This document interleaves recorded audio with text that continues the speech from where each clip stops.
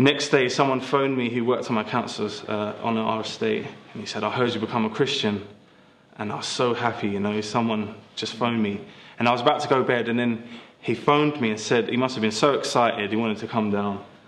And he said, I'm 10 minutes away. He lived just around the corner from here, actually. He said, meet me by the shops. So I went down there, and there's all my crew there, all my friends there, and he's already there preaching to them and sharing Jesus with them. And we were there, and after an hour, we all made a prayer holding hands in this high street. People walking around, you know, this is all hoods up, kind of bad man on road, you know, intimidating kind of guys, and we were all there praying, you know. And it was like from having no one, the next time I'm praying in the street with 12 people. And I remember saying to my friend, don't that feel good? Like, I felt really good.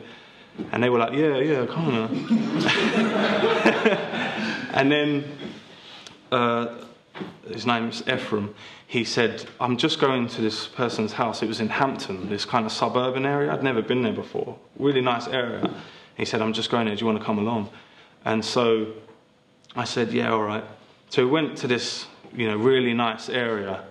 And we got in this house. And I never knew these guys. They were American, they were Christians, they were strangers. And we got through the door, and they just embraced us with so much love. And it weren't fake. I knew it was genuine. And I just thought, why do these guys love me? You know, I knew there was something. I just thought, these are some different human beings. You know, they know they have something I don't have. And it really, really touched me. They just said, make yourself at home. No one had ever treated us like that. We were really, thought we were tough and intimidating on the roads. And so they were just like, not even afraid, yeah, well, welcomed us in the house. And so I went home that night, and that's, you know, this time I was actually praying out loud, and I must have prayed for about an hour, and I was just confessing sins and just thanking Jesus that he died for me. And it was as that happened, something in me just went, yes! And I felt free. The chains went, it was like blackness had just left me. And I was free, and I was so happy. I'd never been so happy in my life. I thought, why didn't the church tell me this is going to happen? You know, it's like, whoa, am I dreaming?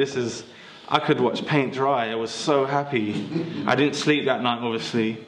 And of course, after having an experience like that, you know, I had to tell everyone. So I'm on the streets, you know, Jesus is real, and like Dayper's lost the plot, you know. He's lost it, you know. And so since then, I've become involved with a music ministry called Higher Vibe, which is a gospel hip-hop ministry, and which we run Bible studies along with our music. And that basically, from that ministry, has come a church. We've actually planted a church on that area called New Life London. We've been there for about 1.5 years now.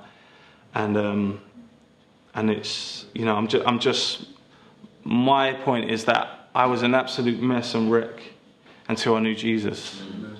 And so I just want to tell people about Jesus. I want to see the kingdom grow. I just want to tell people. So that's how I became a Christian, and that's how I'm doing now. I'm just going to share a quick a cappella, some rap I've done. I originally brought a CD up. I was expecting a stage and something. It's all good, but hopefully I'm out of these to try.